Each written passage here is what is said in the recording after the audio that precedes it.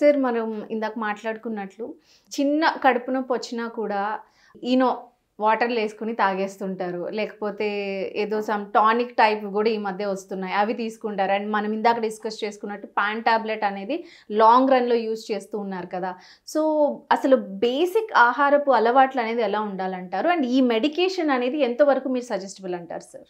ఈ ఆహారపు అలవాట్లు అనేదండి, ఇందాక మీకు చెప్పినట్టుగా గ్యాస్ట్రైటిస్ అనేది మన ఆహారపు అలవాట్ల వలన వచ్చే ప్రాబ్లం 70% ఉంటుందండి. మిగతా ఒక 30% అదర్ కారణాల వలన వచ్చినా కూడా మెయిన్ 70% మన లైఫ్ స్టైల్ థింగ్ అంటారు. మీరు ఎక్కడికైనా వెళ్ళండి, అందరు లైఫ్ స్టైల్ మార్చుకోండి, but it is never easy అండి. ఇప్పుడు ఫర్ ఎగ్జాంపుల్ మా ఇంట్లో ఉన్నామండి, ఎప్పుడన్నా నేను ఇంటికి వెళ్ళాను, పిల్లలు ఉన్నారంటే మీరు ఇందాక చెప్పినట్టుగా స్విగ్గీ నుంచి ఆర్డర్లు 3 డిఫరెంట్ రెస్టారెంట్ నుంచి ఇస్తున్నారు. సో ఫస్ట్ అనేది మనం ఇంటి నుంచే స్టార్ట్ అవ్వాలండి. ఎప్పుడు కూడా చైల్డ్హుడ్ మేనర్స్, మనం ఏం చేస్తాం, మనం ఏం చేసేది పిల్లలు ఫాలో అవుతుంటారు.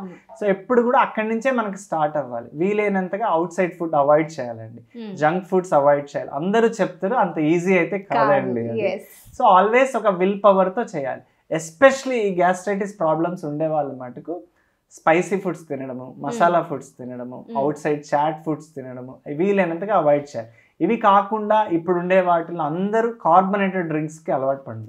అంటే థమ్స్ అప్ అనుకోండి, కోక్ అనుకోండి, అవి డెఫినెట్లీ మన హెల్త్కి మంచిది కాదండి, ఎస్పెషలీ గ్యాస్ట్రైటిస్ మంచిది కాదు. అది కాకుండా అలవాట్లు అండి, ఒక హ్యాబిట్ అడిక్షన్ అయితే స్మోకింగ్, ఆల్కహాల్, అవి మన మ్యూకోజాని డ్యామేజ్ చేస్తూ ఉంటాయండి. సో ఖచ్చితంగా ఎవరైనా గ్యాస్ట్రైటిస్ వస్తే ఫస్ట్ థింగ్ ఏదైనా అవాయిడ్ చేయాలంటే ఆల్కహాల్, స్మోకింగ్ అనేది ఉండకూడదండి. ఎందుకంటే కొంతమంది చేస్తారండి, మందులు ఇవ్వండి సార్ అంట, మనం ప్యాంటాప్ లాంటివి అవి పెడతాం, కానీ అవి పెట్టాక మళ్ళీ వస్తుంటారు. వాళ్ళు మధ్యలో మర్చిపోయేది ఏంటంటే ఆ హ్యాబిట్స్ని వాళ్ళు సస్టైన్ అవ్వాలండి. నేను ఇందాక మీకు చెప్పినట్టుగా టైంకి తినాలి, స్కిప్ చేయకూడదు, ఓవర్ ఈటింగ్ చేయకూడదు, ఆయిలీ ఫుడ్స్ తినకూడదు, అండ్ హెచ్ పైలోరీ ఆర్గానిజం ఉంటే దానికి ఒక ట్రీట్మెంట్ ఉంది అనేది మర్చిపోకూడదండి. ఒట్టి ప్యాంటాప్ ఒక్కటే గ్యాస్ట్రైటిస్కి సొల్యూషన్ కాదండి.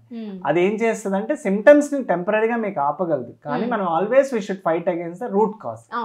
సో ఈ గ్యాస్ట్రైటిస్కి మీకు ఇందాక చెప్పినట్టుగా రూట్ కాజ్ ఏంటి, ఒకటి లైఫ్ స్టైల్ అనుకుంటే, ఇంకోటి కీలకమైనది హెచ్ పైలోరీ అనే ఇన్ఫెక్షన్.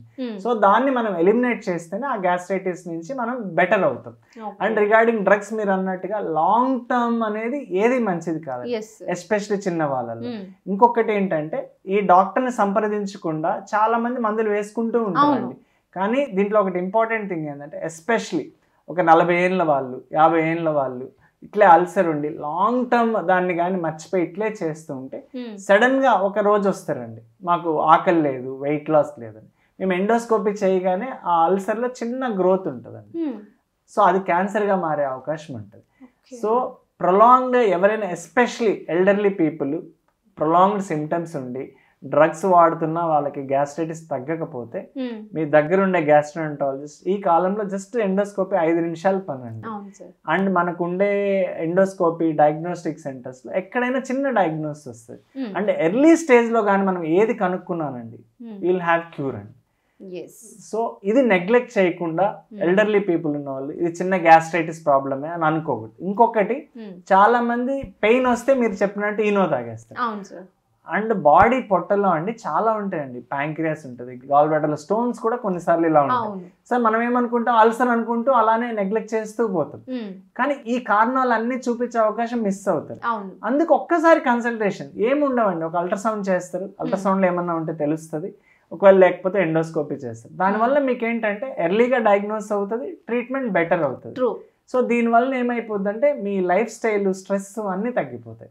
సో ఇవన్నీ పాటిస్తే మనం గ్యాస్ట్రైటిస్ ని జయించగలమండి. అండ్ మీరు అన్నట్లు ఎర్లీ స్టేజ్ లోనే డిటెక్ట్ అయింది అనుకోండి, సో ట్రీట్మెంట్ కూడా మేబీ జస్ట్ మెడికేషన్ తో కూడా క్యూర్ అయ్యే ఛాన్స్, మెడికేషన్ తో కూడా కొన్ని ఉన్నాయండి ట్యూమర్స్, ఈవెన్ ట్యూమర్స్ లో కూడా కొన్ని లింఫోమాస్ ఉన్నాయి, అవి మెడికల్ థెరపీతోనే తగ్గిపోతాయి. Okay okay. So early detection వల్ల ఉంటే దీనికి జస్ట్ ఒక అవగాహన అండి, మనం చిన్న డాక్టర్ దగ్గరికి వెళ్ళాలి, ట్రీట్ చేయొచ్చు అనేది చూడాలి. Okay okay.